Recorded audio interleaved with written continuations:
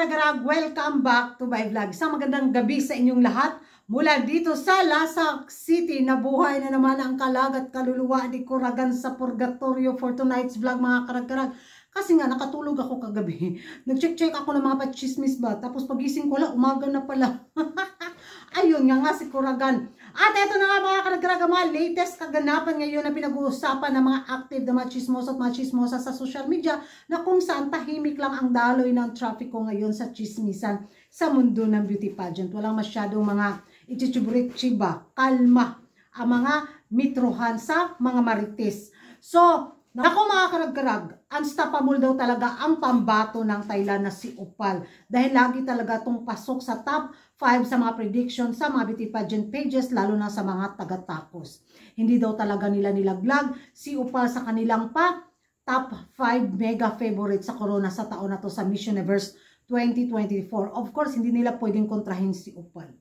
Kasi once ma-detect ni Holiday Universe na ginanon yung nila pambato nila sa Thailand, nga na naman ang mga taga-takos na mga kandidata, di ba? Kaya yun, kalma yung mitiran ng mga taga-takos, talagang pinasok nila si Opal sa kanilang mega favorite sa top 5 sa kanilang early prediction.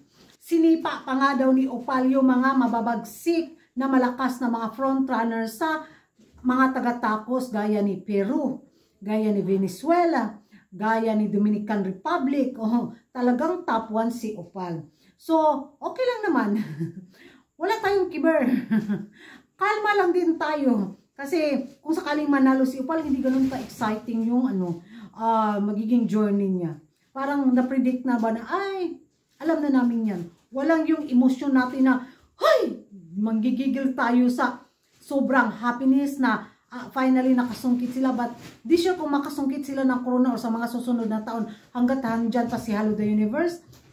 Wala talaga yung moment of shining armor na magaganap sa kanilang kandidata, di ba? So habang tumatagal rin mga karagkarag, halos na siya, kamukha na siya ni Tunyang.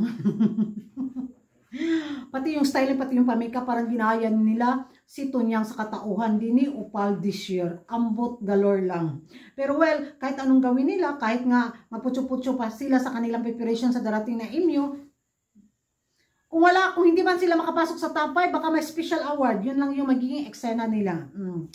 So, yan ang mga karagaraga, mga latest na pinagchichikahan ngayon na mga active na mga chismosa na unstoppable talaga ang pambato ng Thailand sa taon na to sa Miss Universe 2024 dahil lagi itong nangunguna sa mga early prediction sa mga beauty pageant pages, lalo na sa mga taga-takos. Ano sa tingin nyo mga karagkarag? Mag-ingay tayo sa comment section at kung hindi ka pa nakapag-subscribe sa YouTube channel ko, don't forget to like and subscribe ko Ragan Karag. Ang babae lagi nagkarakay. Manood pa ako ng ni Chelsea Manalo, yung hair shoes niya ba? Hair shoes ba yun, oy? Yung story niya, oy. Gagayahin na naman to. Tingnan natin. May paganitong pa-story na nagaganap sa Miss Universe Philippines 2024 na si Chelsea Manalo. Abang tayo sa mga susunod na kabanata. May magpalabas na naman sa mga kapitbahay natin ng pagganito. Diha na mo mga karakter, manood pa ko para makareact din ako kung ano yung magiging reaction ko sa pa-hair shoes ni Chelsea Manalo sa kanyang journey sa MU 2024 crown. Diha na mo sa Miss Universe Philippines 2024. Bye-bye.